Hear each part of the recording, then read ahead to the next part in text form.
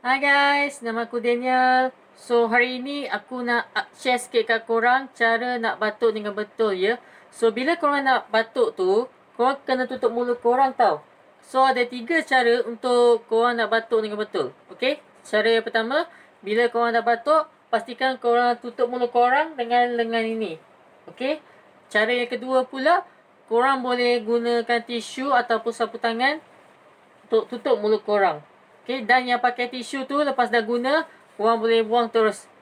Tak payah simpan. Okay. So, last kali. Cara ketiga, korang boleh pakai mask ni. Tak kisahlah mask macam mana.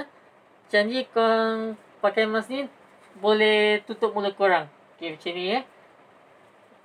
Okay.